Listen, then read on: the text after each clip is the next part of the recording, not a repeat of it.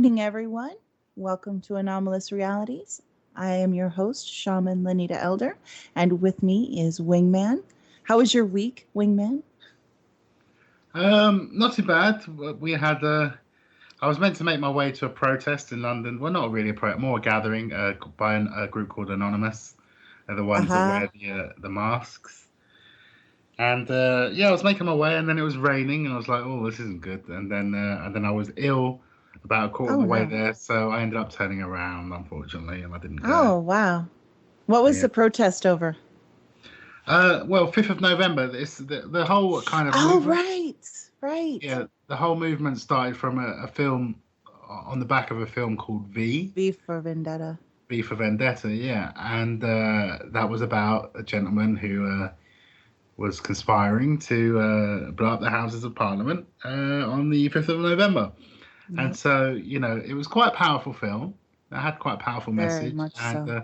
I think that's why it was adopted. And so everyone wears the mask that was worn in Right. that film. So yeah. Yeah. I'm sure our members are aware of Anonymous, but um, have you been to any of the previous Yeah, gatherings that they've it's done? normally a yearly thing, although they've checked they're going to be gathering next month Oh, uh, really? in London. Yeah, but normally it's a Oh, yearly thing. So I went to last year's one, and yeah, it was okay. Mostly just walking around the streets of London, causing havoc. do you feel like something is actually accomplished when you guys are doing that? I mean, does it make have you seen any changes come into play as a result of these protests? Unfortunately, not. But then I think protests and if you want to call it, the evolution of protests is an ongoing thing. It's a trial and error thing, and so we saw Occupy, which again I see as an evolution of protest, whereby people probably decided that why don't we just stay in the same place and talk and work things out, Right. and so that's why Occupy works. So Anonymous is a movement that uh, It's global. is global and it's anonymous. It's like there's no one face to it. Exactly. There's many, many faces and Yeah, and many so many beliefs and personalities behind it. And so it's not like any one purpose exactly, like Fight exactly. Club, Patrick says. Yeah, and they're trying to work it out as well. And I would like to see Anonymous evolve into something more, into something greater. Because there is quite a following, if you want to call it that. Um, in fact, talking of protests or gatherings, Mhm. I noticed the Kansas City Royals won the World Series the other day, and nearly 1 million people gathered to celebrate, Really? which That's is awesome. nice. Which is nice. Don't get me wrong, but wouldn't it be It amazing can if a get to be a million bit of a. people gathered for a more righteous cause Mhm. rather than the winning of a World Series? Isn't it interesting how people can be so passionate about something like that, and yet things that really matter, things that affect, life on planet Earth in general, even, they just don't really care. They're like, oh, I can't do anything about that. And they really have no feelings one way or the other about it. But when it comes to a sport, suddenly everybody's really passionate and they care so much, and there's so much emotion put into that. All that energy, just combined energy, focused on this one thing. I mean, can you imagine what would happen if people combined all of their energy and focused on important things like healing the earth, for example? Well, I do think the Earth can heal itself. The Earth can take care of itself if it's out of balance, because it's a natural ecosystem of balance for Yeah, what itself. So happens to us when she does that though? She shakes us off like fleas on a dog, and there's yeah, earthquakes, there's volcanoes. She does what she's got to do, yeah, but it's not good for people in general. So you'd think that they'd care a little bit more. yeah. And there's a lot of things to care about, including one's freedom and one's kind of happiness and joy. And I think in the Yeah, current climate, the current system that's been imposed upon us to some extent, there is an element of happiness that's being etched away. People I think statistically in the UK there was a survey done not long ago, and over half of the people that are in their jobs don't enjoy those jobs. And again, there was something like 60%. I'll find the stats while we're talking. Of college students, university students, sorry, that were, didn't think that getting a degree was worth it. Right. And these guys are coming out of university with about 50 grand in debt just from the Yes. outset when they start work. That's about Very $70,000. much so, especially in the United States. It's just it's kind of a mess if you think about it. I mean, you spend all of this money trying to for train for a job that you have to use to basically pay back all the money that you just spent, enough so that you can pay for the house that you live in, but you only spend, how many hours a day there, because all the rest of your time is at the job to pay for the place to live. It's like a vicious circle. Yeah, and a lot of the kids. Here we go. I've got some stats here. This is in the UK. Bear in mind. So this is stats done. A survey done on 3,000 students. 80% of students surveyed said that money worries are on their mind throughout their studies. 46%, nearly half, said it affects their studies. 58% said it affects their diet. 80% worry about life after university. It's no wonder the suicide rate is so high amongst these Hmm. youngsters. Um, and then when It's asked, a perceived quality of life that they think that they have to achieve. And here's the thing, if you really think about it, every last bit of it is kind of just a willful illusion that we all take part in. Because honestly, what power does any system have over us than what we allow it to have? Money doesn't even have power over us unless we allow it to, because we can find ways to provide certain things for ourselves.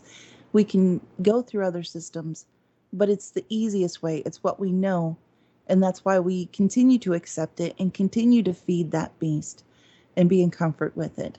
Um, my husband and I, for example, we have a trade union, I guess, of sorts that we are a part of with other people.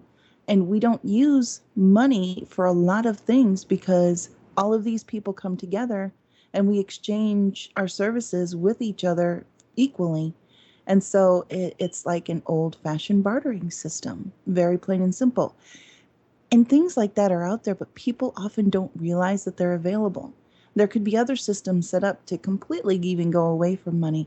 See, you don't have to conform to what you've been taught is the only way that there is. It's all illusion. It really is. And it's one that we take part in willfully, sometimes out of fear. It's all we know, it's all we've been taught, and we're afraid of what might happen if we don't go along with it, if we don't follow it. What do we do? How do we take care of things? Because we're not educated and we've never really tried to go beyond and look for alternatives. yeah, and one of the things that have been clamped down upon, if you like, is social anarchism, social anarchy, Hmm. and It social, scares them, doesn't yeah, it? exactly, social organizations, many of which have been infiltrated for obvious reasons.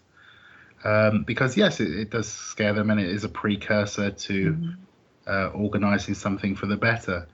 And so, for as long as people are persuaded, and we are talking about a lot of it is about powers of persuasion. Hmm. So, for as long as people are persuaded to, when they finish their 40 to 60-hour weeks, maybe sometimes even more, to go home, flick on the telly, and not interact socially with the world around them, then they're not a threat, you see. Right. And Yeah. and so that is that perpetual lack of interaction won't affect the establishment, won't affect those that are benefiting from the income going towards them and the power going towards them. The power, when I say the power, I mean the power to be able to influence even further a lot Hmm. of the time, and the power to buy luxury goods, the power to do what they want to do, which includes trampling on the rights and freedoms of others. Because don't forget, Definitely. if you're an employee working for a company for a fraction of your worth. And sometimes it can be as much as 1 million, in the millions, each Yeah. employee is actually gaining for their company. So what we're talking about effectively in this current system is a form of prostitution with regards to Slavery. the employees or slavery, yeah. Yeah. So literally, employees are prostituting themselves for a fraction of their worth. Now, the interesting thing is, if they don't like it, well, people say, well, find another job. But the fact is of the matter is the same program, the same paradigm is adopted by each and every employee, i.e., each and every employee is practically giving their employees a fraction of their worth. So it's the same Mhm. regardless of where they get a job. But they're See? set into a cycle too. All of them. Yeah. And it's a system set up to keep them in place, by not giving any options to people beyond that so that they're limited in what they can do. They don't really rise up very often for their rights because what happens, to what they do have when they do it? It's like a big thumb being pushed down on people to keep them exactly where they want them. You had mentioned we were talking earlier about demasculinization of men. Do you think that plays in as far as perhaps that's something that has been intentionally done to help keep people in place? Because I think a lot of the things that are added into foods and other things, the chemicals, have affected, I think, natural hormonal levels in people, and not just men but women as well, and it's sent things out of whack.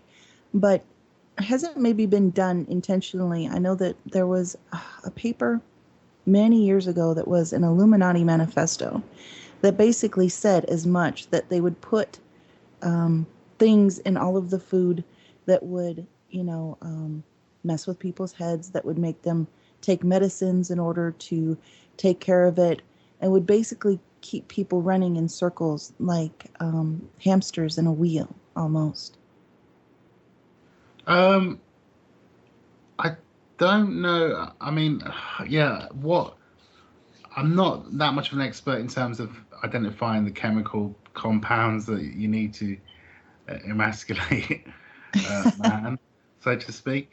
But even if it's by, okay, so once upon a time, if something was unjust, then historically it would be a group of males that would, grab their swords and their shields and their armor, go out and fight for their cause.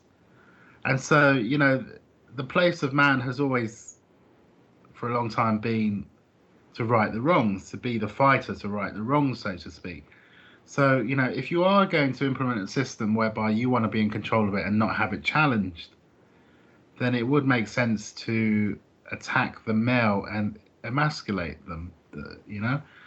Yeah, Uh, I think more than that though. It's more of a um, a testification to the changes that we've gone through in society, because there has been an equalization. There has been an acknowledgement that women don't have to depend on men to stand up for what's right. They have that within themselves now.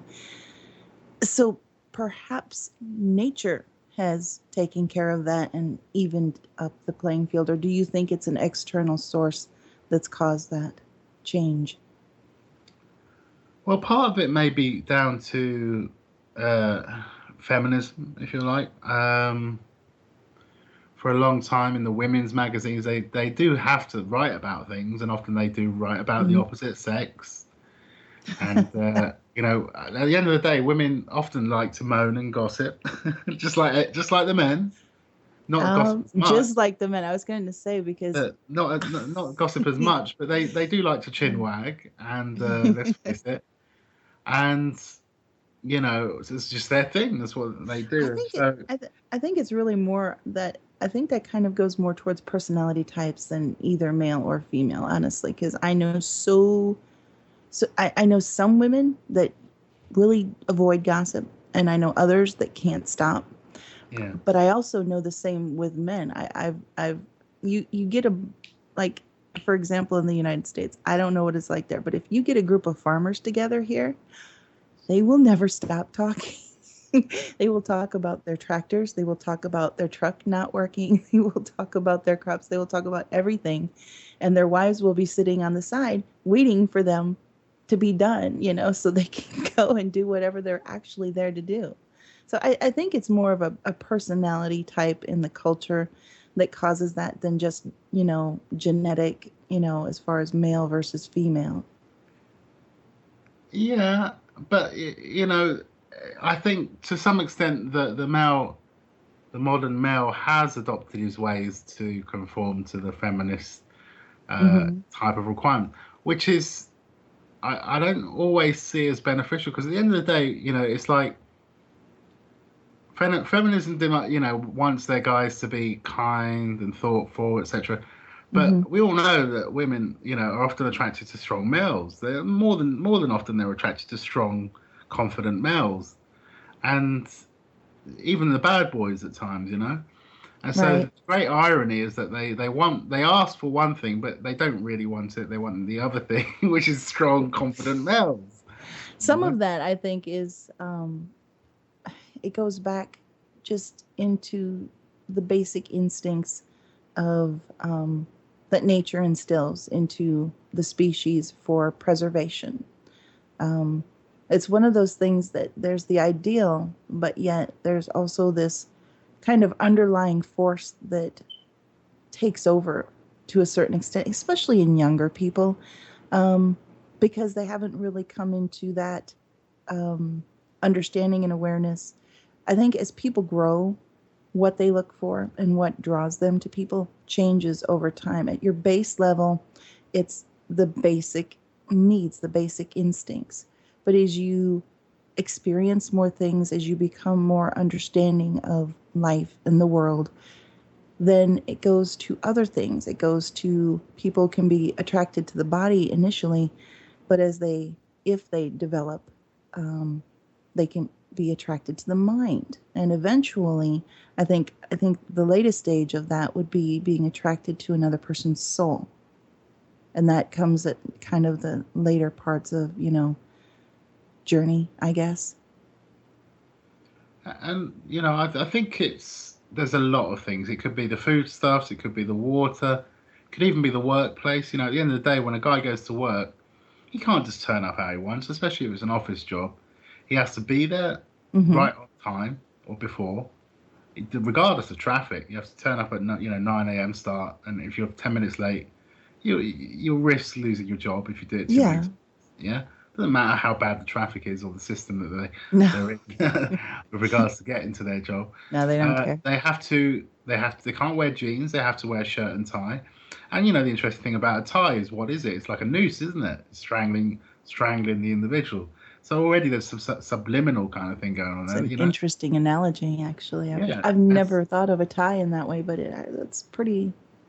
It's yeah, pretty and yet dead part of the on. dress code for a guy is to wear a shirt and tie, if not a suit, for office work.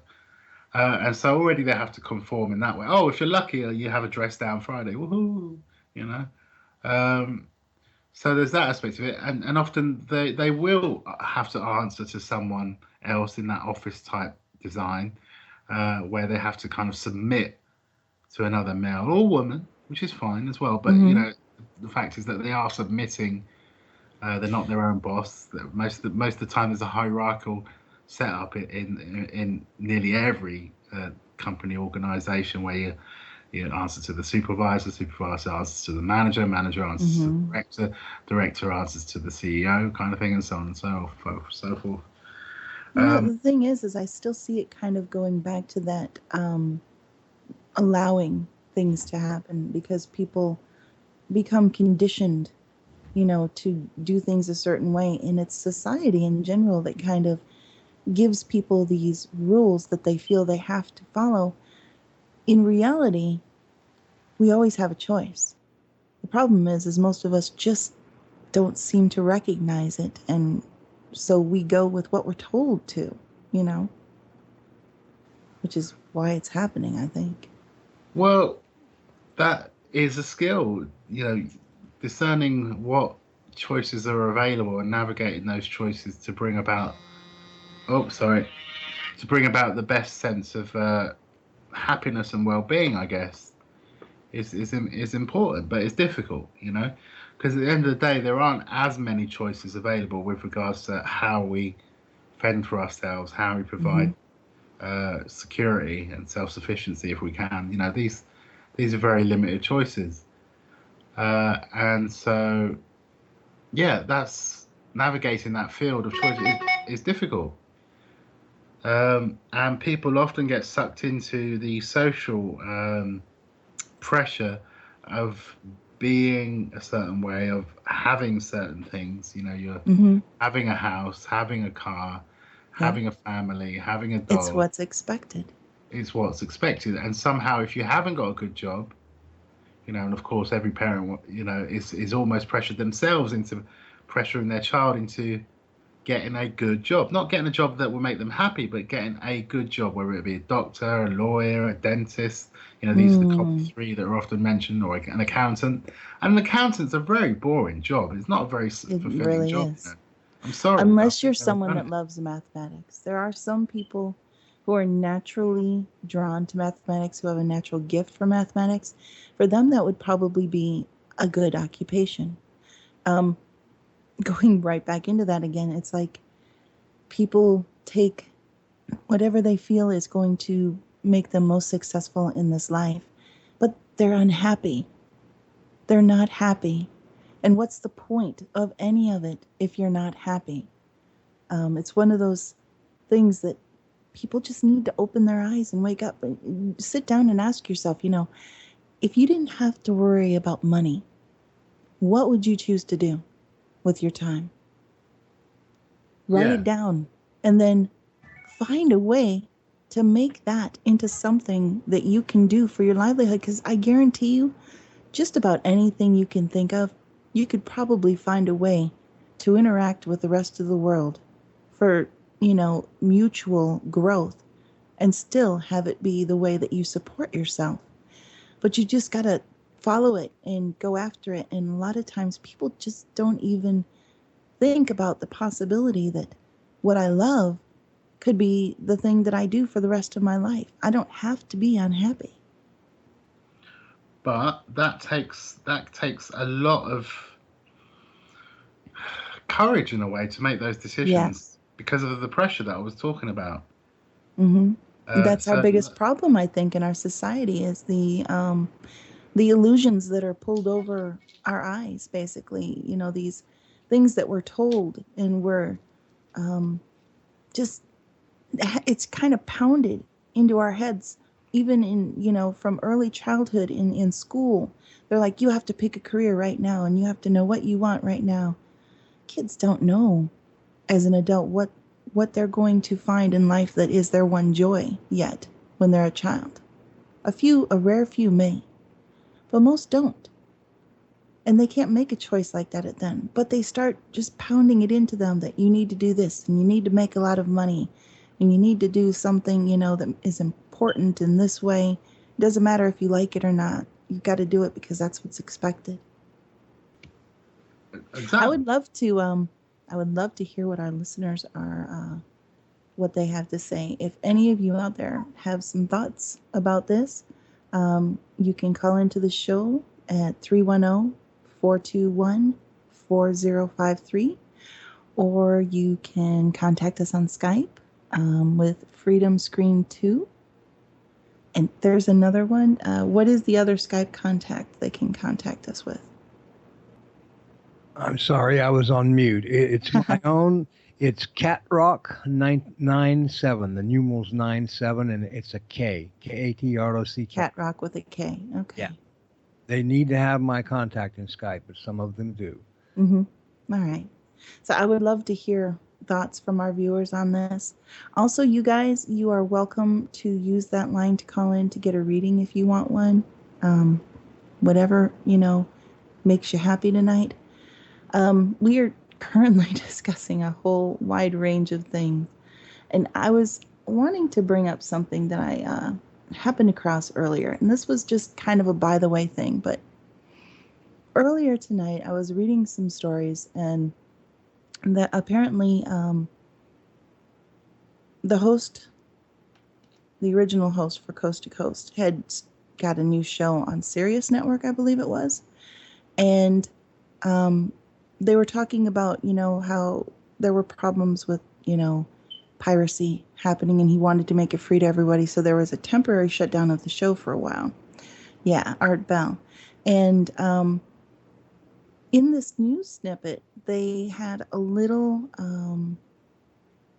part of one of his shows.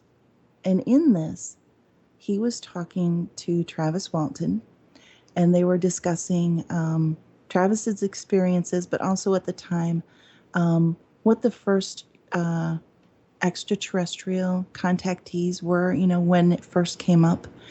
And he mentioned a fellow named Howard Menger. And what struck me about this was that the clip that they played of this gentleman's testimony, sharing his experiences,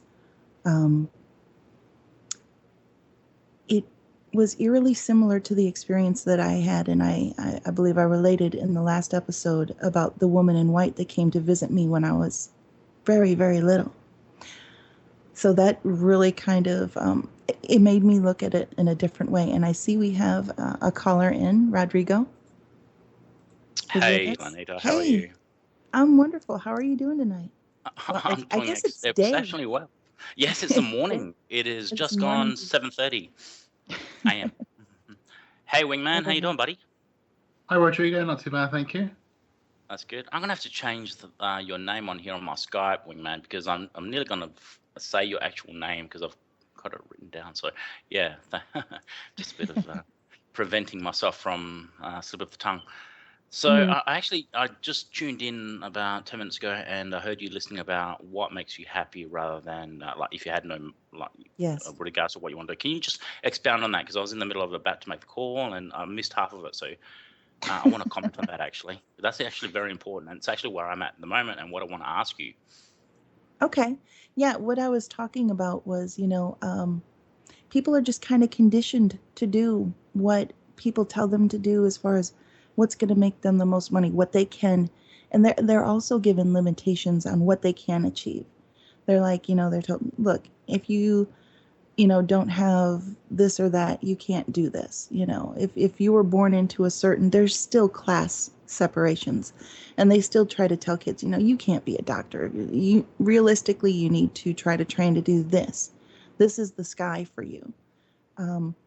People need to stop listening to that.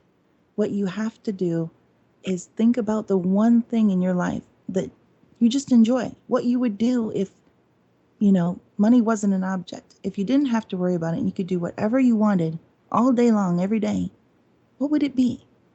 Because anything that you can perceive in that way almost always has some way that you can turn it into something that you can do to sustain yourself or your family.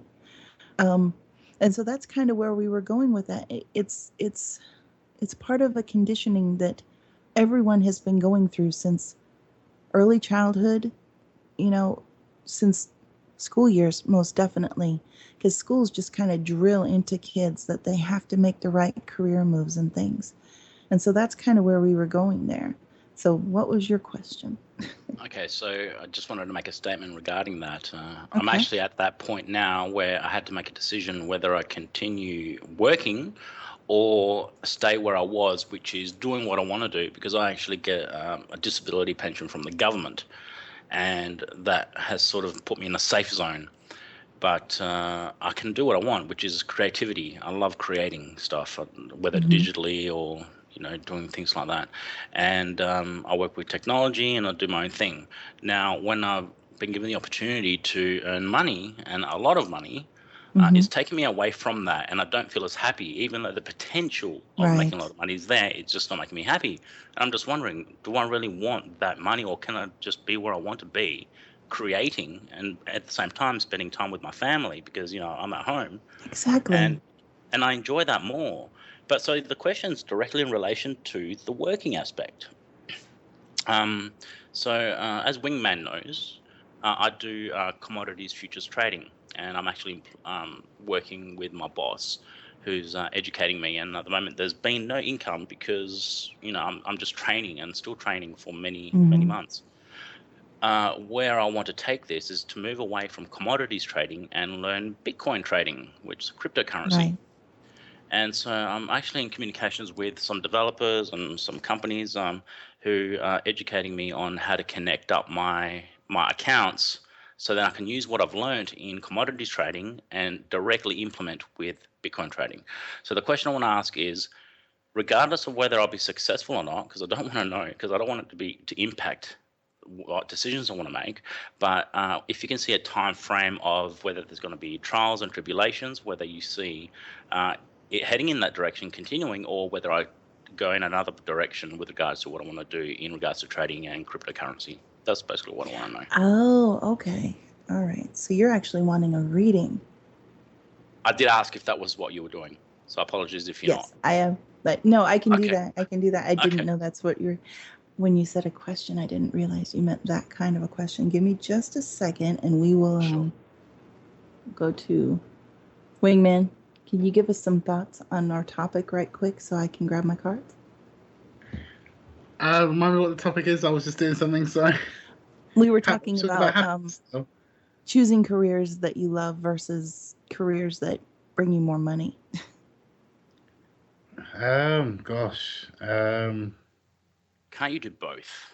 That's what I would That really like. is the idea. The idea is, but you'll find people who do the things they love are often, the modern day. They're happy and sometimes they're even millionaires. So it's like we were saying, we're taught from the earliest of ages to behave in a certain way, to think a certain way, and to take the jobs that already exist out there, fall into the cubicle of a type of job, or you know what I mean. So, but there's nothing saying that innovation is one of the best ways to make money. So if you can innovate, then that certainly helps. And coming up with something new that isn't out there already, that certainly helps. Improving on something that's already out there, that makes money. But yeah, I mean, I think that the whole skill is in the transition between doing what you're doing at the moment and financing the transition so that you're still stable. That transition is kind of important. It's the hardest part, but there might be help from other people available out there, especially if they like the idea of what you're trying to do as well. It's whatever's available to you, in your circumstances, whatever choices, whatever finance, whatever materials are available to you in your given situation, then make best use of them, including people. Right. But it's like a very difficult question to answer because it's very individualistic. It's very much it's down to the individual and their circumstances and what they're trying to manifest. Right. And if it does help others, then all the better as well. Yes. Okay. Back to Rodrigo real quick. Rodrigo? Yes. All right. Let's what is it exactly that you want to know? Exactly. Yeah. Well, I'll make a statement and you can take it from that. Okay. I believe in loving what you do. Mm-hmm. So loving what you do, doing what you love, and the question pertains to, will I get paid for it? Okay. So will I be able to receive an income from loving what I do and doing what I love, and then being able to do what I love even more, because I won't be struggling with regards to thinking about money. That's what I really want to know. Yes, I believe so. I drew the 9 of Wands, which is representative of strength, a combination of your consciousness and your unconsciousness, and great success, but with a struggle, a lot of struggle and a lot of energy. There will be conflicts along the way, but there will be success with this. And it also is reflective of you being able to recognize spiritual truth within you as you're going along this process, and having a realization that this is right for you, this is right for your family. So this card always shows you coming out on top, but there will be a struggle. the victory is always preceded by apprehension and fear, and Yeah. sometimes a little bit of challenges in the way. But yeah, go for it. The cards, Excellent. the I cards say didn't. yes. The card say yes. Yeah, I knew it wasn't going to be an easy ride. I mean, there's going to be a lot of conflict with persons' characteristics and personalities, Mhm. and that's in relation to directly discussing the cryptocurrency trading aspect, because they're old school. They're gold, silver, crude oil, et cetera, and the cryptocurrency is like it's a foreign language to them. However, with me, I know the technology, or the basics of the technology rather. I used to work in internet security, so I love encryption algorithms, and I can see the potential of the transparency that this Right. provides with regards to decentralization of money. So it is democratizing money. It's allowing the banks to be out of the picture, and it's given the power back to the people. So if it can be utilized, and then if therefore trading be implemented, for me, it's definitely the way to go. And I want to learn more about it as I can. So thank you for that reading. I really appreciate it. It does give me You're welcome. hope. Does give me hope in that what I want to achieve will actually transpire. Now, I like to remind people when I do these readings, and as in the case for Rodrigo, anytime you do a reading, it is based on your current path, where you're heading right now. His right now is going to lead him to success because he's at a point where he understands what he wants and he's ready to go for it. He's a little scared, but he's going to make it and he's going to be successful. Anytime you get a reading, though, you can always change that path. Paths are never, ever set in stone because we have choices in life. And you've always got to be aware of your choices. Be mindful of what you want when you're making your choices. And don't be thinking about what you don't want. That's one of the most important things I can tell anybody out there. When you're thinking about your life and you're thinking about a choice that's coming up, do not focus on what you don't want to see. Focus on what you do want to see, and you will always make the right choice. All right, going back. Actually, just a question. Do you mind if I just stay on the call and keep muted to Yeah. listen in? Yeah, All right, definitely. And if if you have some comments, you are welcome Excellent. to join in. Okay, thank you. Thank you for that. All right. So, what cards are you using, Anissa? There you go. Anissa? Currency? Oh, What cards, when you do a reading, what cards are you Oh, using? well, this one I did for him was with the Thoth deck, which was developed by Aleister Crowley. Okay, what's it called again? Thoth. Thoth. Oh, that's it. What kind of depictions do they have on them? They're kind of some of them are dark, some of them are, they've got rainbows, lions. They're very varied. I kind of like the death card. I always like the death card. People are always scared when the death card comes up, but the death card means change. But it's just one. I've got several decks, and normally I would have my Shaman's Oracle out, but I had it out with my mom. I did a reading for her while she was here last week, and I left it upstairs, so I don't have it right now, because normally I would probably have used the Shaman's Oracle deck during the show for a reading. But you know what was funny was it was the very first deck that I saw, and immediately I knew it was the right one for Rodrigo. And the other thing is, I've noticed this deck has a very masculine energy to it. And usually when I do readings for men and they're given the choice of which deck to use, they always choose this deck. It's the strangest thing, but it always seems to fall that way. My other decks, I have the medicine cards, the Native American medicine cards. Those will tell about your spirit animals. I could use those next week. The Shaman's Oracle, of course. I have the Oracle of Isis, which is a very spiritual deck, and that deck tends to tell people about their spiritual path and where they are and what's coming up ahead of them and kind of just what to prepare for. I also have the Enchanted Map Oracle cards. they're a really, really good deck, and they're a good generalized deck. The Toth deck is the only actual tarot deck that I have. The other ones are oracle cards. So each deck serves a different purpose and a different meaning. So what's really funny is no matter how different each of these decks are, I did a reading for a lady at the Transformation Conference this year, and it was her birthday, and she wanted one card from every deck. And I swear to you, as I sat there, and I shuffle randomly when I shuffle. I shuffle, and then a certain card will just kind of pop out at me, and I'll grab it right from the center of the deck or the end of the deck, wherever it is. And I'll pull it out and I'll lay it down. I did this for each deck. Every last one of those cards meant the same thing, but in a different way. And they all came from different decks. And it was all random. It was the craziest thing. It's something that I've found over and over again. I often do readings with mixed card decks. People will say, okay, give me some of these, and then when we're done, let's see what this deck says.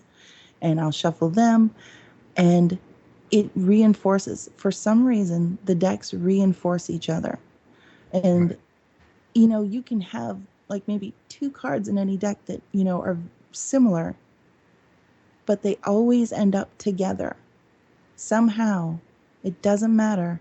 They always end up together. They always end up reinforcing each other and supporting each other.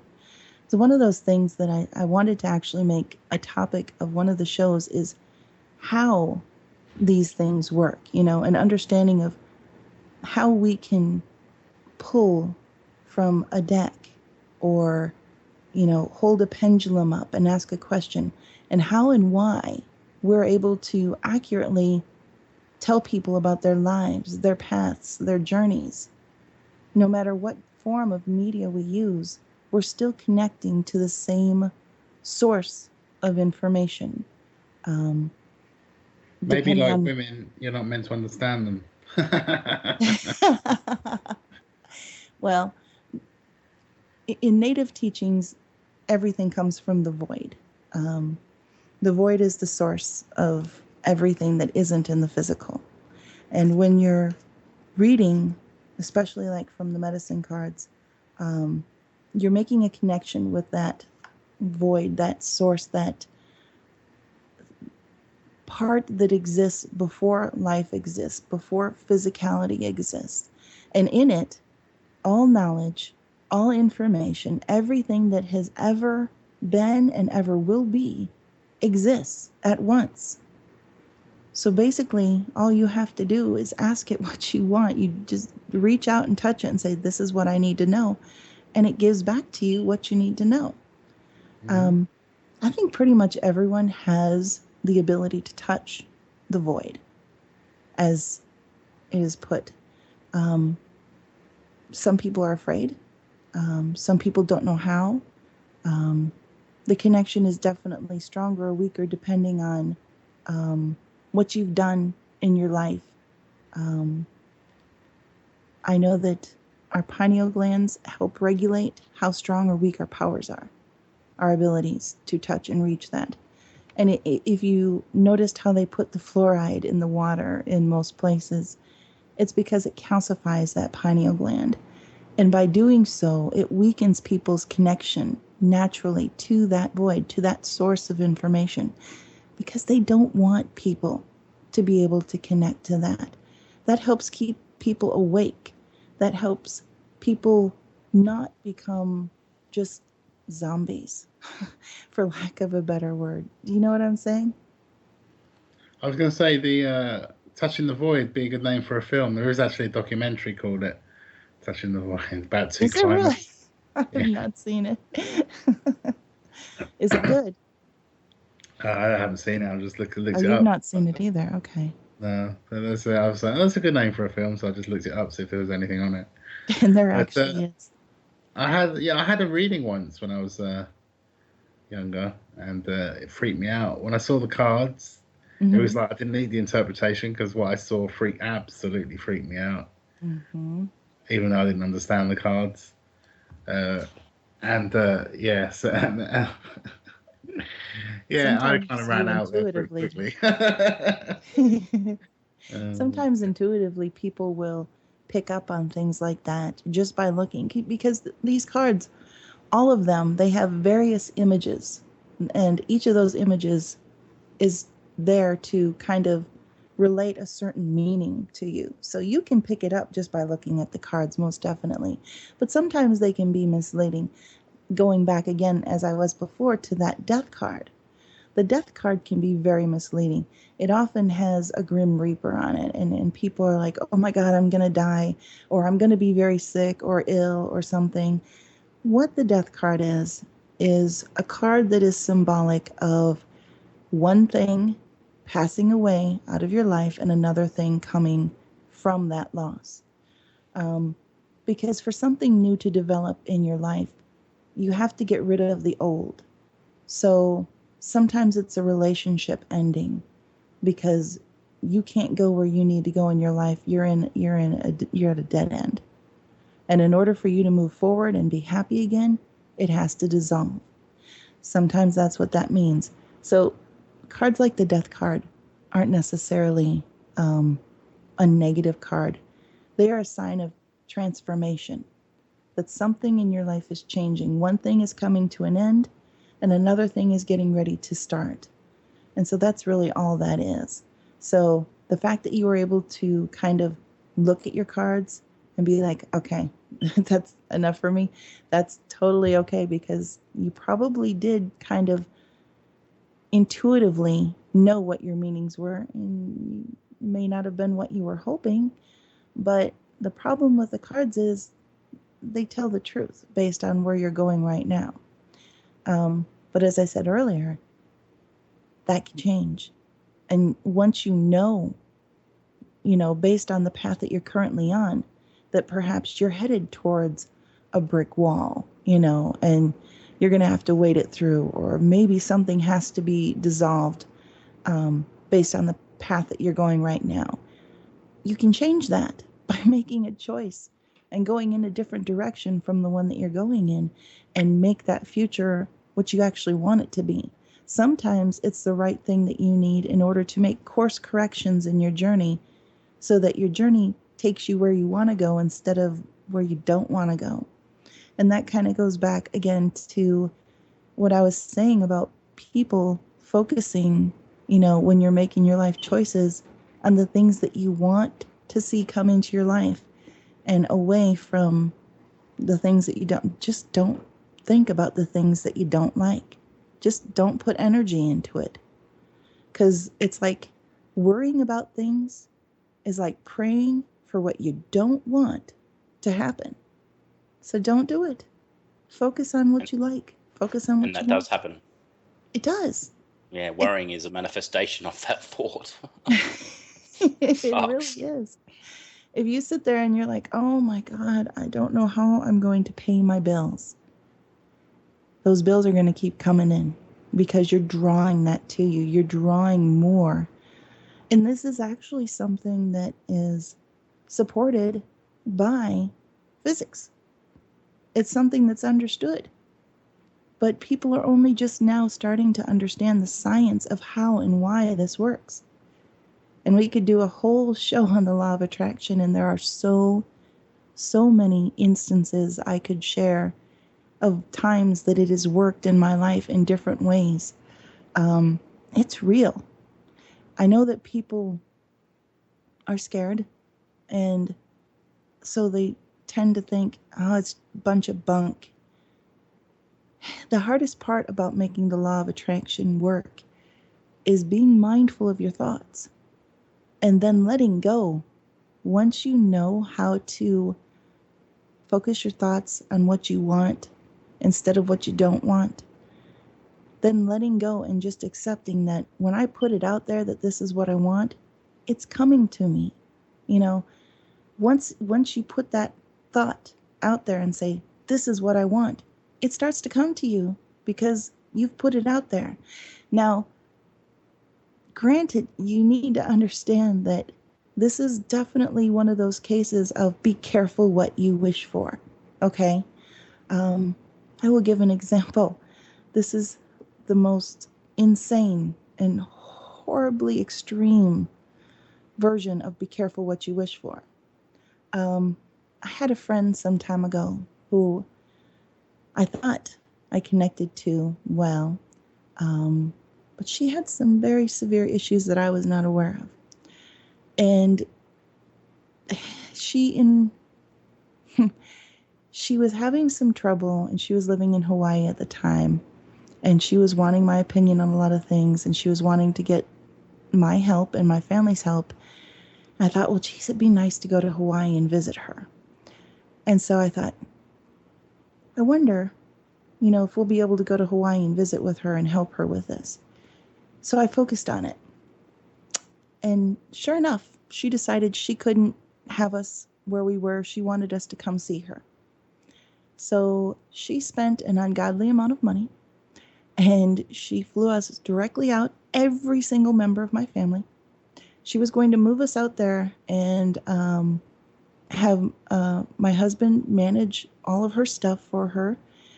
And we get out there, and the moment we arrive at the airport and she's there, she's got a beer can in one hand, and she was high, I think, on something else, and we had no idea. She said that she was clean. She had all of her problems messed up. The entire time we were there, it was just one nightmare after another. Um, she she did a lot of bad things. And it got to the point where she actually threatened my husband's life, said that she had Hawaiian warriors that she was going to send after him because she wanted to basically keep all the females there in Hawaii and send the men back so that they couldn't come back, so that they were disconnected from us. We literally had to escape from this woman in order to get back home again. Thankfully, the tickets had been round trip because she was planning on us going back and packing after coming for a while. We were able to use those tickets to return home, but we literally had to go into hiding on the island to stay away from her so that we could get home safely. This woman was very rich and very scary, and she was all kinds of bad news. So this is one of those situations where I say, be careful what you wish for. You might want to, draw winning the lottery to you or something, but you have to understand that every time you put something out into the universe, it has to find a way to bring it to you. And in order for it to bring it to you, sometimes it's bringing things to you that you might not necessarily like that come with it. So always, always, always be very, very clear on what you want and be very cautious about it. Try to make sure that it's not something that can possibly hurt you in the end. So I would say before you think about, using the law of attraction and say, gosh, I wish I had a whole windfall of money come in. This windfall of money could come from an inheritance from someone that you love. So be careful what you wish for, because yes, the universe will bring things to you that you want it to if you stay focused on what you want. But always think of the consequences. Always make sure that whatever it is can be brought to you without harm being done to another person in any way, shape, or form. Oh, very good words there, Anita.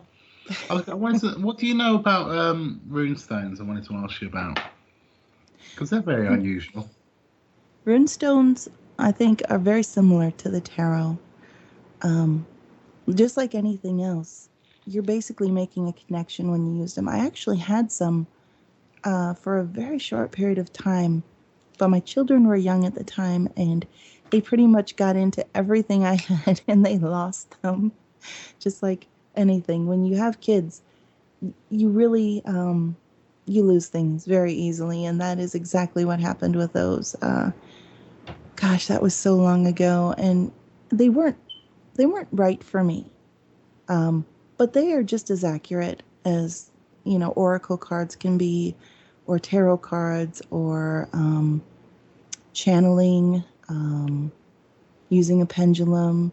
Any of those things, they will all be equally accurate in different ways because of the nature of how the information comes to you, where it's coming from, and why you're getting it.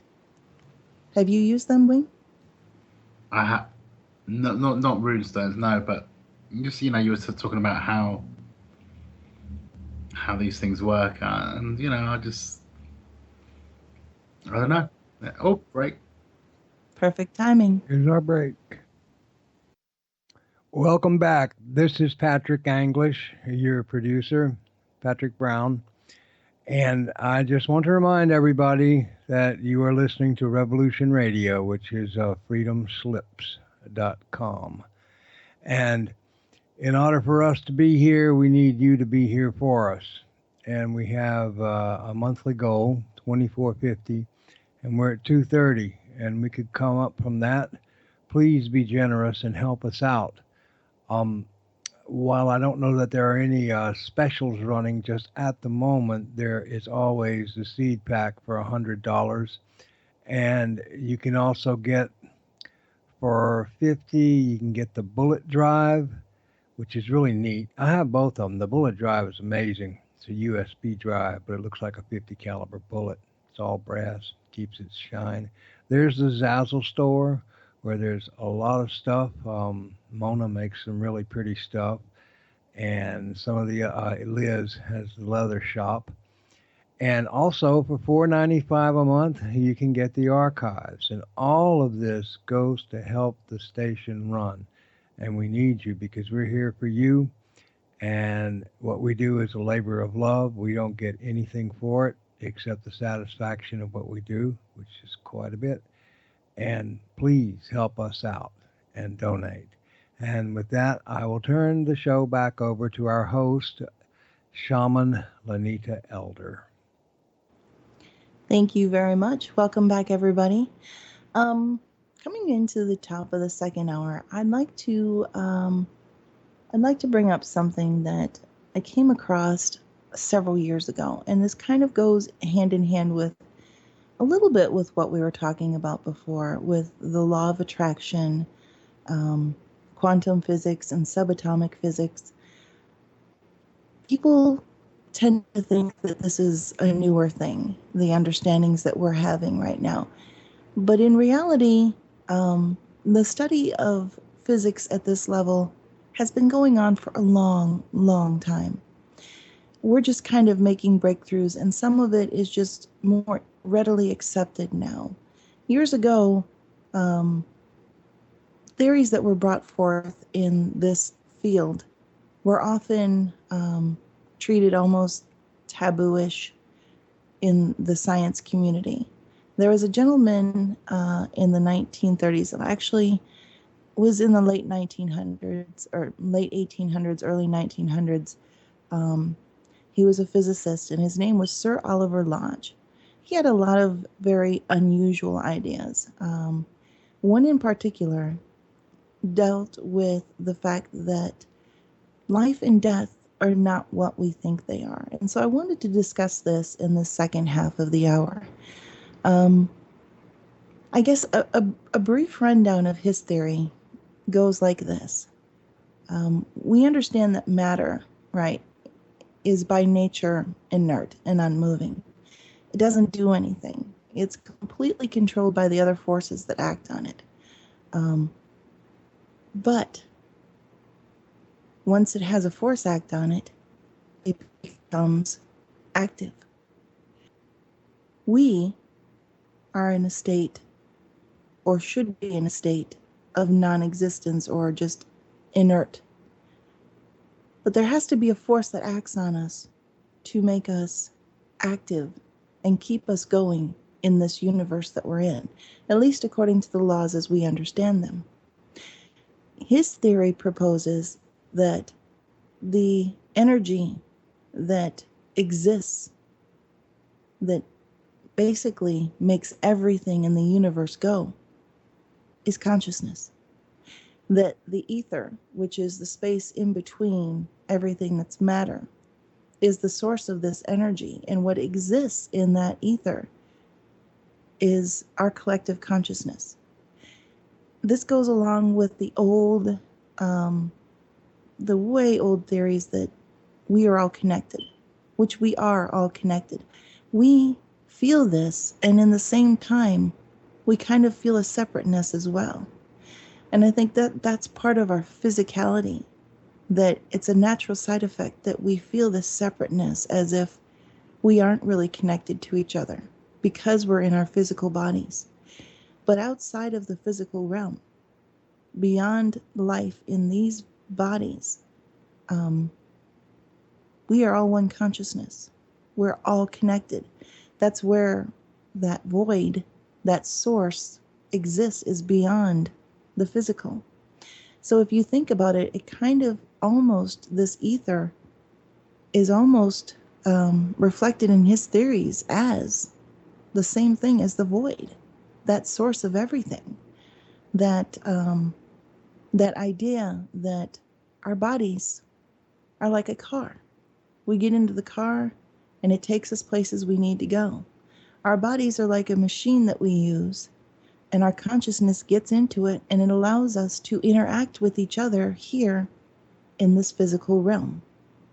So, guys, I'd love to hear your thoughts on this, about this theory, this idea that our consciousness is kind of what makes everything in the universe go. Gosh, that's a big subject to try and prove or disprove. I'm not sure how you go about prove it. Is this not what the Buddhists believe? Perhaps I don't know. Do they? I don't believe it. Well, is it? It might be somewhat connected. Um, if you were to look at it in a certain way, I suppose you might be able to connect it there.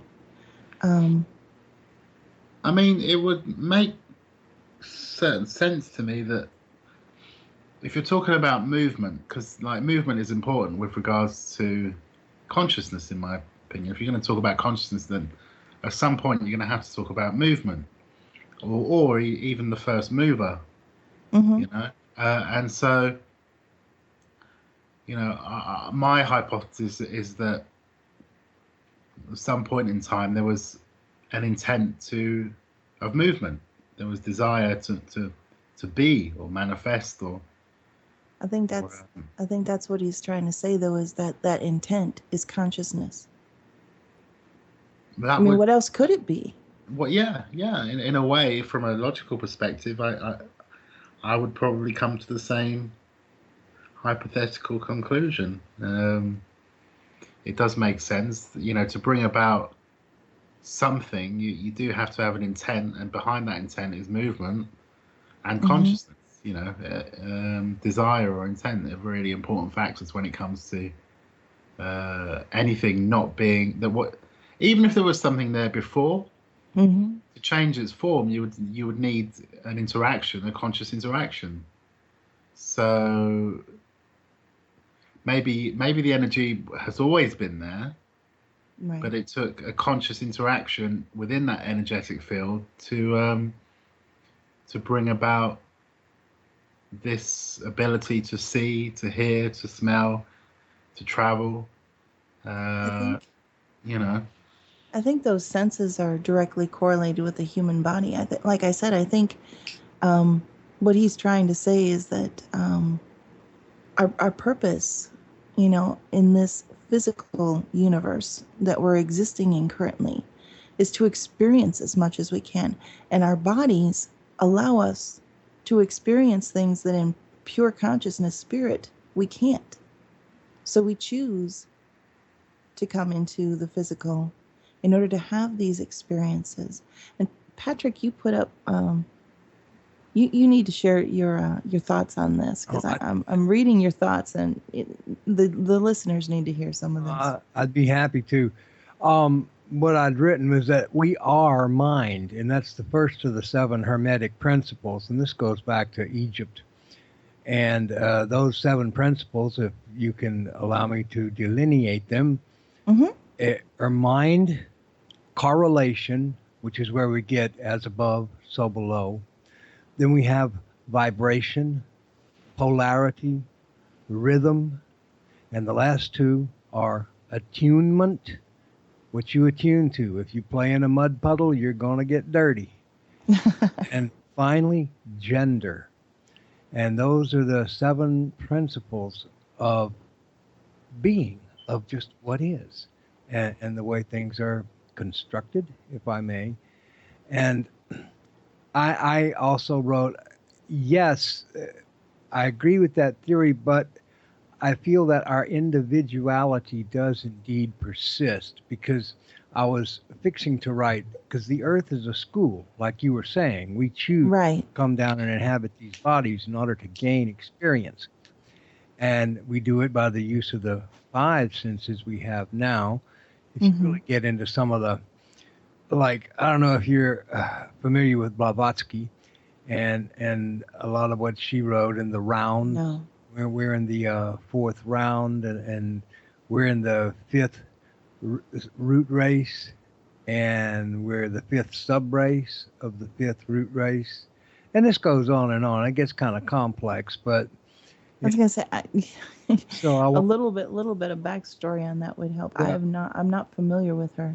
Oh, okay. Well, if you were to get her, she wrote two great books, and the first one is Isis Unveiled, and Hmm. it's I just couldn't put it down the entire time, and the second one really gets into what I was saying a second ago about the rounds, and this is The Secret Doctrine, and there's just some wonderful stuff in there.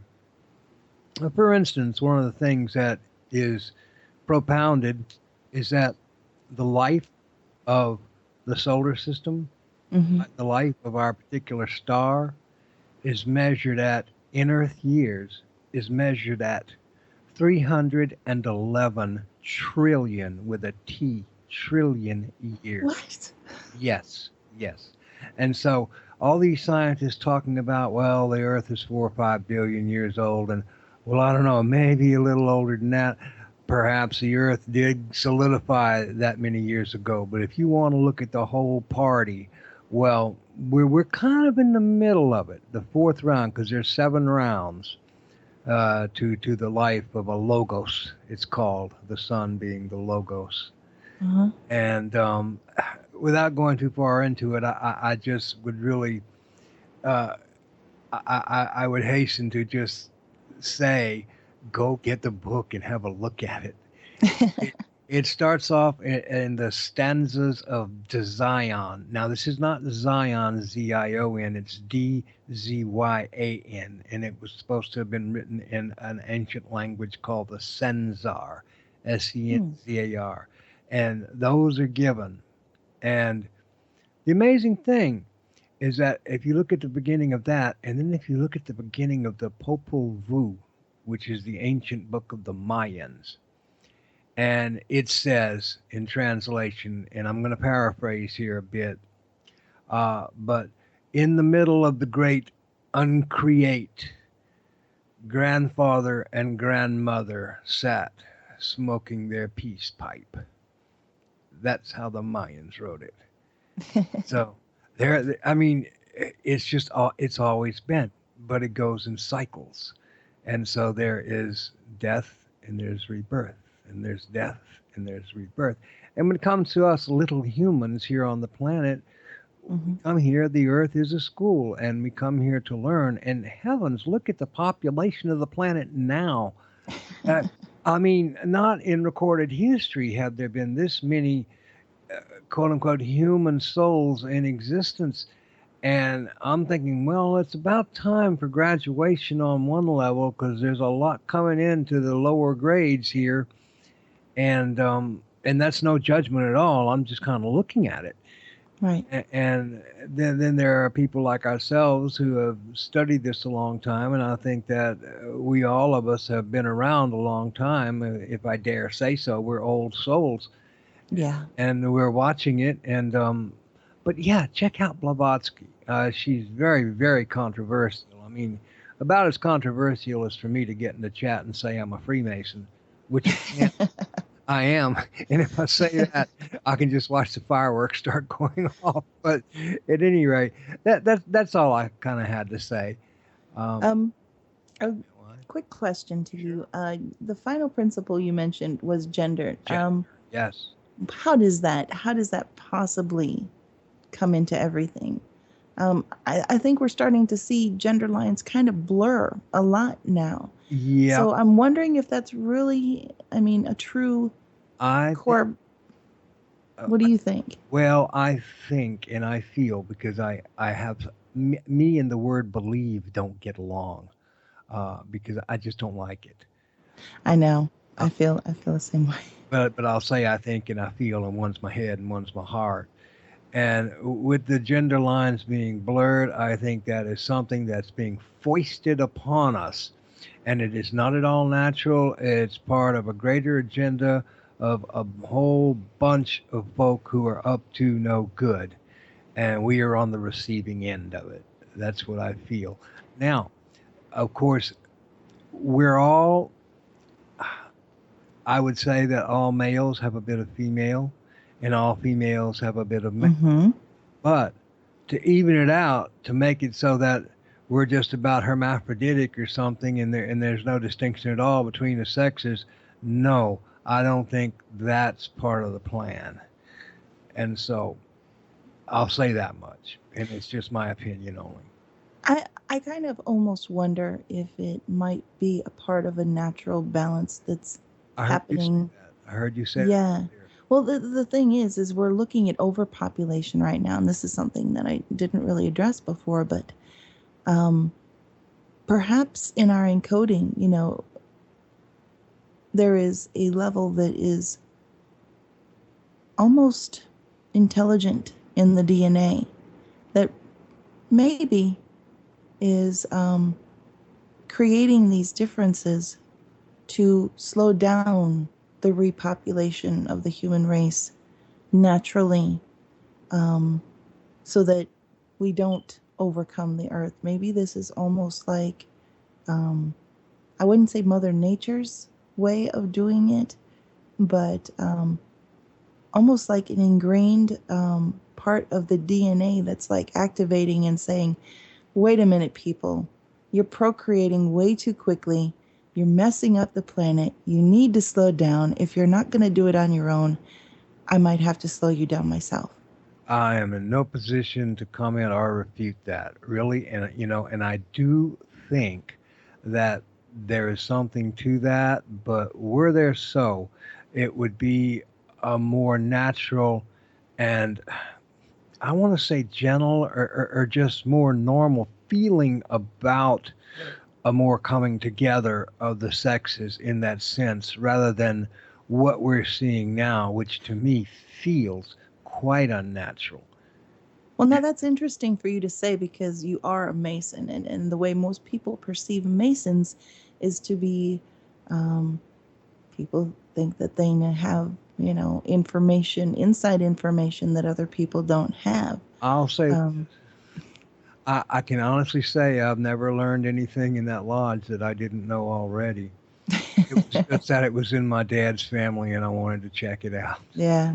Okay. It's your confession. Fair enough. And I'm a York Rite. I'm not Scottish Rite. Scottish Rite is where you find the 33rd degree and all that fun stuff.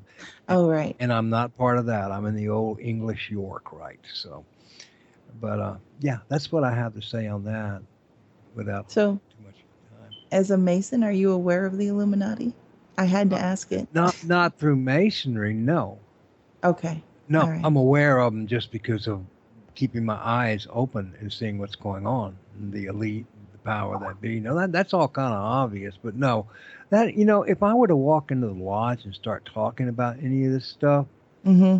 they They would probably look at you funny. they would want to know what size tinfoil hat that I wanted them to make for me.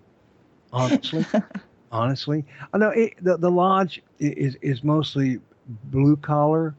There's a good deal of sheriff's deputies. Mm-hmm. There's other good, hardworking people, but we have no professionals in there as there used to be. But now that's all going to the Rotary and the Lions Club and that Right. kind of stuff. And so, no, it's not nearly so threatening.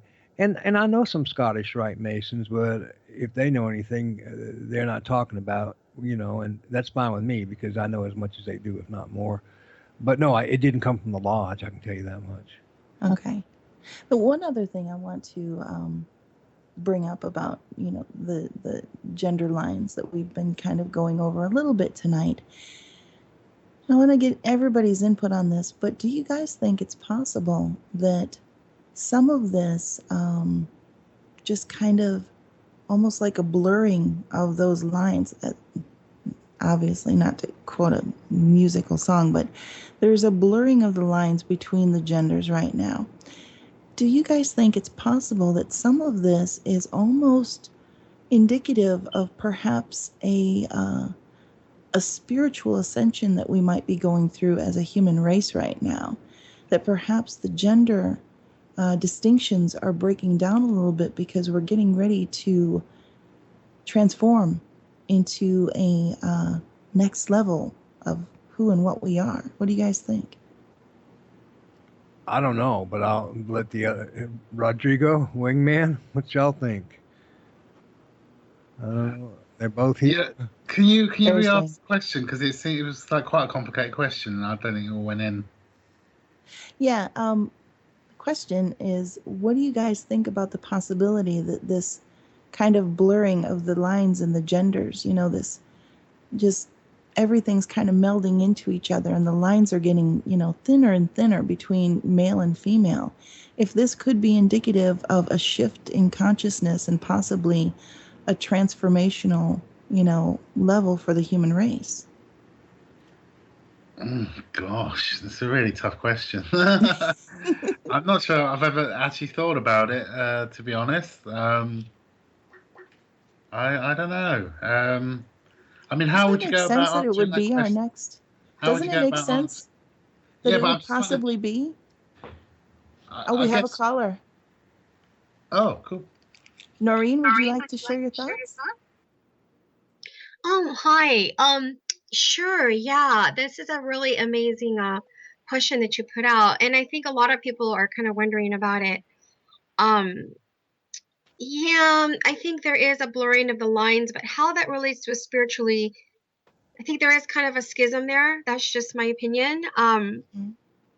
There is, well, there is a schism because of the fact that as human beings, we're used to operating, as you know, like on 3D. So I think Mhm. what's happening is like on the three-dimensional plane, we're used to procreating and all those things, and I think those are important. Um, and I think spiritually, yeah, there's an androgyny on a spiritual level. I think everybody knows that. Our Yeah. course does not. But I think though the confusion comes into play, and rightfully so. We're here on Earth trying to make sense of, well, are we men? Are we women? Are we should I have a Mhm. child? Should I not?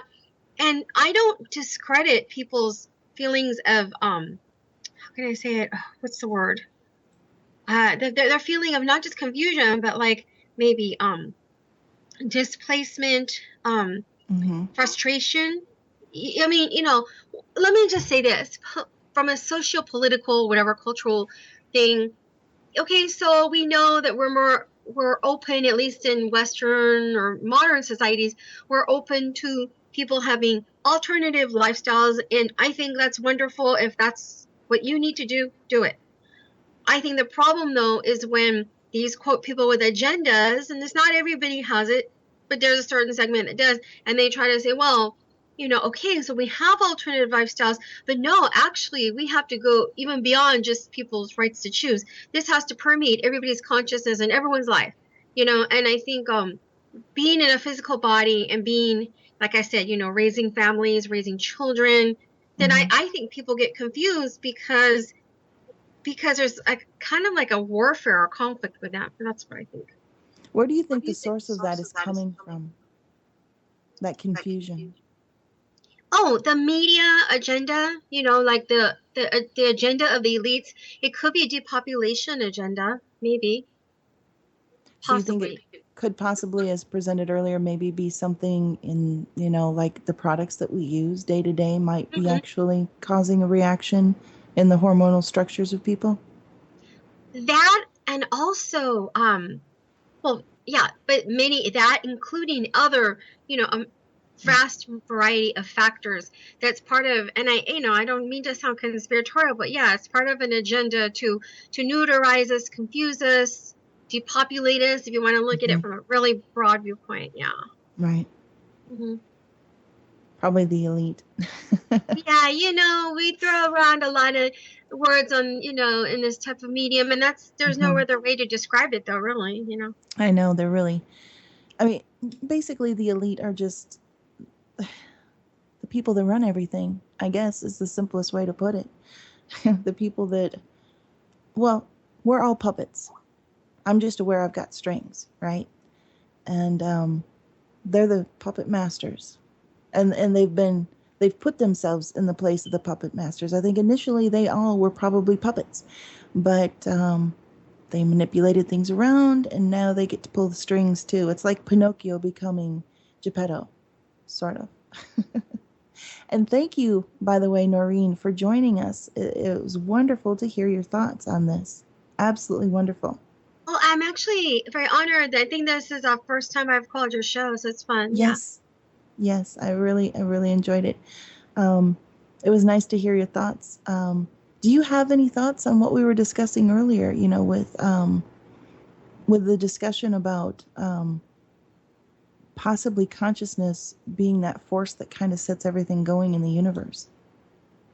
Yeah, it is. And the earlier the people on this call did a pretty good job of, explaining some of those different theories. Myself, I don't have a definitive on that because I hear so many theories, so many things that, I mean, I don't know what to make out of it. And I'm not discrediting anybody and saying, well, you're wrong or you're absolutely right, because I really don't know. So I'm open to pretty much, Isn't that the best state to be in? Just that state of just openness and being able to say, I don't know, but it's possible. I think as long as, we can retain that kind of a state of mind, there's no limit to how much our consciousness can grow and continue.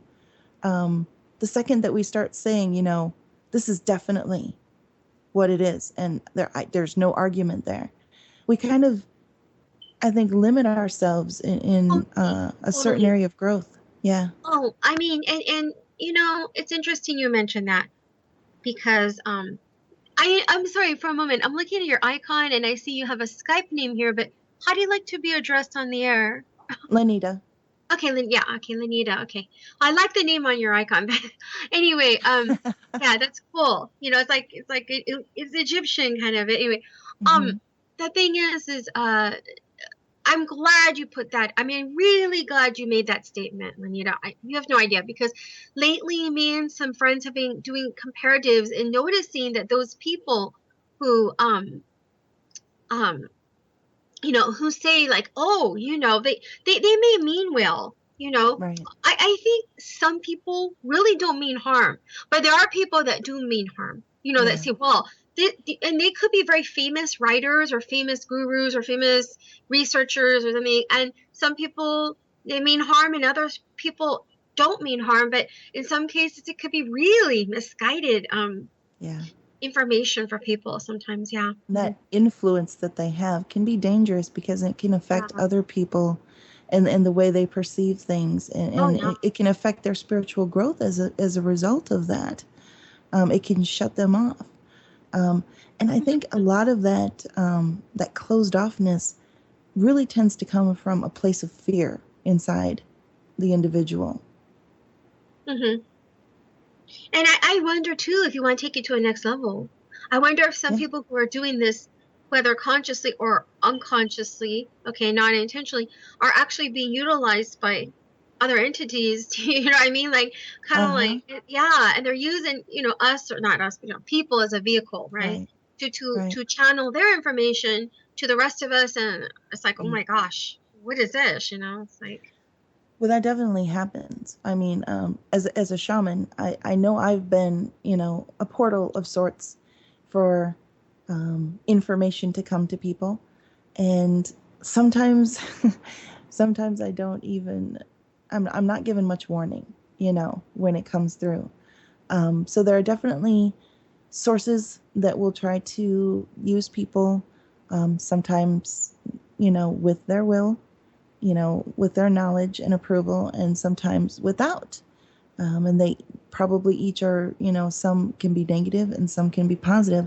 I think these are the entities that we as humans very frequently refer to as angels and demons.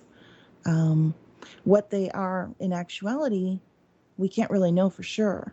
Um, but they definitely do seem to have aspects of light and love versus aspects of negativity and hatred. And so there are these divisions there. And so that allows those names to, no matter what the reality of the being source are, it allows the names to be somewhat accurate in description, I think, no Mm-hmm. matter what. Mm-hmm. By the Yeah. way, I just wanted to comment with regards to the ether thing that you mentioned earlier. Yes. Something Yeah. came to mind with regards to quantum mechanics Mm-hmm. and the measurement of the quantum world. There's this, excuse me, I got a bit of a cough at the moment. There's this thing called the measurement problem. I don't know if you've heard about it, whereby it seems particles exist when they're not observed. Particles exist in a wave function, and so you can't actually, if you're trying to measure where a particle is, you can't because it's in a wave function, and that's in the absence of observation. And when you observe particles within the wave function, what happens is the wave collapses. So in the quantum world, observation has a direct impact on the waveform or the frequency of particles in the wave function. There's a very well-known experiment called the double slit experiment, and when you observe it's basically there's two slits and photons of light are fired through these double slits. When they're observed, they only create two lines behind this slit. When they're not observed, they create a wave pattern, interference pattern. So there's a wave pattern creates an interference pattern. So in the quantum world, observation has a direct impact on whether something's a wave or not a wave. So I just thought I'd mention that. You know what's funny is I was actually going to bring that up tonight, and you just brought it up for me. Yeah. This whole Law of attraction. idea of that nothing exists until we look at it, until we observe it. This really kind of suggests that reality itself is kind of, I don't know, an illusion, but not an illusion as, but I guess it would kind of go along with that holographic universe theory, which I am not as well versed in as others, but that seems to kind of be a scientific foundation that would really support that idea. And who was it that just mentioned that was connected to the law of attraction? I saw somebody in chat say that. I just said it, didn't I? Yeah. There's definitely a connection there, isn't there? I mean, as soon as I heard about that double slit or understood it, the first thing I thought was, well, I said, well, that means stuff is based on the collapse of a waveform. So it's like a rock used to be a waveform until it was observed somehow, and then it collapsed into a particle, because it's particles that makes up stuff. If you look at something, it's made up of lots of kind of collapsed waveform particles, atoms. So yeah, maybe and I have had experience in the astral once where I was kind of it was like mind over matter, and the whole thing kind of changed according to what I wanted of the matter in front of me. Now there isn't much evidence to support what they call telekinesis. There's not that much evidence to support that we can move a rock with our mind or a mountain with our mind, but it's certainly when in the astral world, and out of body experiences, it does seem to change or be a little bit more flexible in that department. But yeah, it's a tough thing to prove. But quantum physics definitely points it towards that being the case, though. It really does. Yeah. And I wonder if that really, I mean, does the astral does it follow the same laws as as quantum physics, as the physical does, or are there different rules in that realm? Because it does seem to be kind of beyond the physical realm. Well, I would say it certainly envelopes our world and can influence it. Mm-hmm. The reason I say that is because in my own experiences, I have seen my world influenced by something that had to be higher dimensional. The reason I say it had to be higher dimensional is because for what happened in my given situation to happen, it could only have happened or been influenced by someone outside of time or something outside of time. Can you expand upon this a little bit? What happened so we can understand a little better? Yeah, it was a synchronicity that took place with a recorded medium. Okay. And this is an important moment for me because the recorded medium had been recorded historically. It wasn't live. It wasn't a live piece of recorded media. And so I was in a deep state of trance, and this piece of music synchronized with me and what I was doing. And it's been, I've done it enough times to know that it was a real phenomenon. So for that synchronization to happen, something would have had to have happened historically to influence the time that piece was being recorded, so that in the moment when I experienced it, it was synchronized. So very complicated, really, if you think about it. I know it definitely is. Yeah, and so the ability to influence certainly, I believe, exists there. The ability to influence outside of time is certainly there, and so you could call that the ether, I guess. Yeah. Now, it wasn't something that happened against my will. It was something that I willingly partook in, right, from a meditative, experiential point of view. And to some extent, I believe I was being shown maybe the dynamics of that ether. See, that's really interesting. That's really, really interesting. Real quick, I was asked about Facebook. We have a Facebook page for the show, Noreen. It is facebook.com/anomalous realities. Basically, just the name of the show. Anomalous realities. Okay. Yeah. It's in the chat. I'll put it up in the chat. Oh, thank you. Oh, thank you so much. Sure. Yes.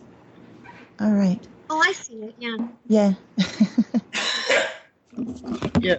So and people, many people have experienced synchronicity, and you'll find if you roll back how the synchronicity happened, then often there seems to have been some sort of other involvement to facilitate. Some people call it fate, to facilitate that encounter or that synchronicity. Much like your cards are an element of synchronicity, if you think about it. Yeah. Yeah. Your readings. Go ahead. Clocks. I know there's a lot of people that they get messages, synchronicities through clocks. There are various ones. The most popular, I think, is 3:33. 11:11. I see 11:11 a lot. Yeah. I used to see 11:11, and lately I am seeing that a lot. Which one? 11:11. Yeah, me too. Or if not, it's 1:11. But just whenever my eyes look at my clock next to my bed, there it is. You're on the right track, they say. I've been getting 5:55 a lot lately. Oh, wow. Yeah. A whole lot. I had an unusual one the other day. I've got this picture of a old world map on canvas. And it's a particular design by a particular, map cartographer. Oh, I remembered that word. A Mercator projection. Yay. So Mercator, what's a Mercator projection? It's when they take the Earth and they split it all across so that you get these big old diagonal. Well, they're kind of like slanted slashes, so that so that if you took that and you had a globe, you could cut it out with scissors and cut it out. I know what you mean. Yeah. No, this is just two spheres. Okay. One part of the world and then the other part of the world. That's okay. So it's this old world map, I think it was done in the 1500s or something, very old, and a particular designer. And so I was walking. I went out for a coffee or whatever.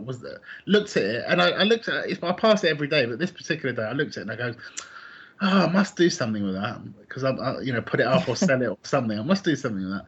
Anyway, so I get home later, the very same day that I had that quirky kind of thought, and then for some reason I came across this post of an auction taking place of a book of maps by a particular designer, and on the front cover is the exact map that I've got that picture of. And bear in mind, this book never comes up for auction, and it was written in the 1600s or something, and it's going up for auction something like £300,000 by the artist that drew the map. Wow. And I'm with the same picture that I've got on my frame, exact same one, exact same cartographer, and I was like, oh, there it goes again, because it happens a lot. I find it happens a lot, and that was just another example. But I'm getting so used to them now. Well, you got to pay attention to them, though. I mean, each time those come up, that's like a message. I get 444 always comes up when I'm traveling. I'm almost always the second I look down, it's 444. 444. If you get this, is one of those messages that lets you know that your guardians, those that watch over you, are with you at that time.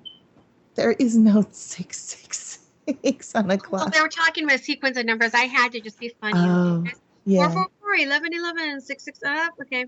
Yeah, just to be Have funny. you seen that come up for you? Not for me. Honestly, not for me. But Okay. I mean, maybe it does for people, whatever that means. But I just making fun because that's such a cliche 666, and it's like then we're talking about sequence of numbers and 4/4s and okay. Actually, I've got. You're gonna like this one, right? I posted something the other day about a guy called Quiche. He's a scientist that's come up with a so-called free energy device. And so I'm looking into this guy, and I'm like, even looking into the blueprints of his design, and I noticed something about the shape of the coil. He basically uses 3 sets of copper coils all wound up, and when after looking at these coils, they look like a number 6 when you put them alongside. There's 3 of them, and there's three sets of them exactly. So I did a picture showing the 6. And the other strange thing about this guy is his name, his first and last name. In English gematria, which is when you add the numbers, put a number to a letter, his name adds up to 666. Oh. And the other thing was, this guy actually said he was the Messiah on air during a workshop one day. Yeah, really. So I put a YouTube thing up of this, and not thinking anything of it, just to get it out there, the information. And then I look at my views, on my channel, right. Yeah. This was the next bit. Guess what? Right. So my number of views, right? My number of views, here it comes. And I did this before I looked at the views on my account. Was 666,656. Oh my goodness. How did that work? But how did that happen? That's interesting. What are the chances of being 10 away? And don't forget, it doesn't update, the total views on the channel doesn't update all the time, so it might even have been 666. But even the first part, the chances, the odds of the 666,000 and being 10 away from 600, the odds of it are absolutely astronomical of being on the same day that I post this video. Astronomical. No, that is a real interesting thing. Yeah. You should put a link out here so Patrick can share it in chats for the video so they can see it. Yeah. The listeners. I'll move it. You've just got to put in Quiche, Caeshe, and then put 666 on. It should come up. Okay. All right. And Rodrigo said something. I wanted to ask him something real quick. He said 666 equals 706. Can you explain how that works, Rodrigo? Yeah, that's just the time. 666. If you just extend 6 minutes past the hour, it's 6 minutes past the hour. Oh, okay. Yeah. That's a good one. There we go. So you get 4 out of one, and you get 9 out of the other. Exactly. Okay. I thought Now that. we know if we actually come up with 706, then we know there is a synchronicity. It's a hidden synchronicity there. Exactly. And if you want to work it from the midnight, Uh-huh. then I suppose you've got to take all those numbers into consideration to find out what 666 actually refers to, what the Mhm. exact number is, because that's only in relation to 6 o'clock. Right. Okay. Yeah. Okay. So if you calculate 1,000 numbers, or you based on 1,000 minutes, so what is the 6th hour and the 66 minutes? What does that relate to? So just got to do a bit of maths to work out what the minute is, and you can then look at the devil's number in your clock. I don't recommend doing that. There's no really any need for it. For me, anyway, I don't think I need it. Make bumper stickers. Put 706 on your bumper.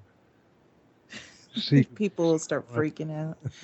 Actually, what I did do with that, I got myself a car sticker, an actual car magnet rather, with a QR code, and that points to my website address. So I've not seen this done before. I was thinking car plates should have QR codes instead of actual numbers. Yeah. and it has more detail. I was. You mentioned QI there. We got a program called QI over here. I had one of those synchronicities as well with that. He was. QR, sorry. I was looking at a list of films because I've got this particular movie website I go to, and I was looking at a list of films, and there was one there. It was had all these Nazi things all over it, and quite seductive looking females on there. There was it was some sort of early Nazi propaganda porn thing or something. Oh, wow.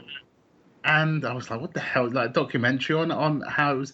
And then at the same time, the quizmaster on the QI, exactly the same time I clicked on the link, he says, oh, and by the way, the Nazis used to use propaganda, porn propaganda to something like that. It was like, what the heck? What? But I don't know what it means. It happens a lot, these synchronicities, and sometimes I'll be reading something and it'll be an unusual word, and I'll hear it said at the same time I read that word. I'll hear it said at the same time on the telly, which is going back to the thing I said about the recorded media. For that to happen, it's very complicated, actually, if you think about it. And I just kind of normally roll my eyes because I'm quite used to it. But I don't know what to make of it. It's like, but the physics involved mean a lot of the time for these things to happen that something's happening outside of our timeline, outside of the linear timeline. In the looped aspects. Because it'd be non-linear, it'd be a loop in that respect. So it does bring about other questions, which is like if things are predetermined already or not. But then that doesn't make sense, you see, because if they were, then we wouldn't have this thing called free choice, unless you consider, like the Oracle said in the Matrix, it's not a question of you making a choice, it's a question of understanding the choice that you've already made, Ooh. There we go. that's something to think about. And I also had, when I was younger, I had an experience of time travel, but that it was forward in time, and it was absolutely real. It was not made up. It was absolutely real. I experienced the day that I experienced 15 years later. But how could I have experienced it unless those 15 years? See what I mean? It gets like really. It's one of those. It's one of those things. It's like, how could I have brain experienced? hurt. Did it already happen for me to have experienced it in the future? So I experienced a future day, 15 years ahead, and then 15 years later I lived that day. But does that mean that it already happened in time? I mean, it's a bit of a head fuck, so to speak. Yeah. All right. We have a question from Noreen real quick. And I think a lot of viewers, because not everybody is familiar. So Noreen wanted to know what QR is. Because you guys just say QR. Not everybody out there knows what it is. Yeah. What is QR? No, it's an R. QR. Or that's what I've referred to anyway. QR. I said QI. Yeah. Sorry. Yeah, that's what I refer to, the QR. But yeah, it's... What's QR? Okay, so QR is abbreviated from Quick Response Code. So Quick Response is a trademark for a type of matrix barcode or a two-dimensional barcode, first designed for the automotive industry in Japan. A barcode is a machine-readable optical label that contains information about the item to which it is attached. So within a QR code, you can actually embed a lot of detail, a lot. So like a website address, people's names, phone numbers. It's actually a form of encryption. So I'm going to put what I've just put into the Skype chat into the channel, and I'll sort of time it right so that when I'm talking about it, it'll appear in channel because of the 30-second delay. Okay, I'll do it now. So it is an abbreviation. I actually got a QR code, so an actual image translated of my website address to do with my website design and whatnot, and I got a magnet with some basic information which can't be read in English because of so much information. I just put a QR code image on the car magnet, and basically people contact me as I drive through town. They can contact me. I love that idea. My husband uses those on his business cards and on his flyers because he's an artist, a stained glass artist. And so if they like there's like an app on the phone, I think, that you put it up to, and then it'll like just immediately take them to the website for his art. It's creationsbyelder.com, by the way, if anybody wants to go there. But so it'll take them there immediately just by scanning it with their phone. Is that what you're kind of talking about? That's exactly what it is. Okay. So you use the QR reader on your mobile phone.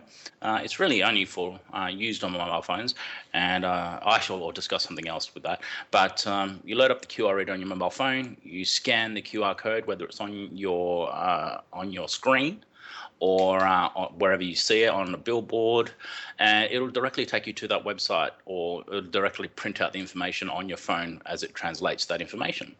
Oh, cool. Now, an idea I had in the very olden days, and I mean olden days, 2000, so like 2000, That's so old. 15 years ago, the Japanese used to have this game, and what the game was is actually a barcode translator program, and they'd go into the shops and they would scan the barcodes, and depending on the information, with the randomness of the barcode, you could actually generate character strengths of a certain character. So they would scan the code, and they first off, you'd get a character card with the picture of a person and their name. And then they'd have to actually literally take the barcode off and put it at the very bottom of the card, and then scan it with whatever technology they were using, and it would literally generate, they have this sort of power, they have this sort of psychic abilities, they have, that sort of thing. And it was a card game based on random barcode generation. And so this QR code technology can be used in a form of simplicity as a game, or for transferring of data, encryption-based data. Now, what I mean by encryption is at this moment it's plain text, but there's no stopping you actually storing encrypted data. So you can actually do a cipher on some text, et cetera, and then QR code the data. It generates an image, and then transfer that image around, and then reverse it, and then as long as you've got the key or the password, you can then decrypt what the embedded data is. So that's just QR code technology. And yes, as I said, I've used it for a magnet on my car and driving around. People contact me from within town, if they want a website, etc. That's how they contact me. It's a lot easier to present information on a website than storing all your services on a car magnet or on stickers. Just a simple image, and they can get all the data from that. That's awesome. See, we've learned some things tonight, right, guys? Learned something new. It looks like we're getting ready to go. I want to thank everybody that joined me tonight, all the listeners out there on Anomalous Realities on Revolution Radio. I am Shaman Elder, and I have Wingman as my co-host, and we have had Patrick English with us as our producer. And we have had two guests with us tonight who have been wonderful to speak with. We have had Rodrigo Soto and Noreen. And Noreen, it has just been wonderful having you with us. I am so glad you called in tonight. Thank you for having me on. It was, I think I heard your show one time, and you're a pretty new host. So yes, it's been interesting. Yeah, thank you. Yeah, great. You brought a great energy. Go ahead, Wing. Noreen. Sorry, when's your round table? You still do your round table, Noreen? Oh, my website? No, I don't have I have a Facebook. Oh, I'm sorry. You doing the round table? Do you do a round table? Yeah, I do really quickly before we. I I have a roundtable on it's called Wild at Heart, and it's on the schedule. It would be Tuesday midnight, Studio A. So it'd be on the top, and here where I live on the West Coast, it's 9 p.m. Monday. So it's kind of straddles that Monday Tuesday line right there on Studio A. And Rodrigo, do you want to? And Rodrigo, yeah. Yep. I've got my show, Expanding into Consciousness, Wednesday 6 p.m. till 8 p.m. And also the roundtable that I've taken from on Monty's behalf, Planet Collingwood on Mondays. That's lunchtime. So I don't know exactly what time that is in New York Standard Time, but I log in at 1 p.m. All right. Thank you, everyone.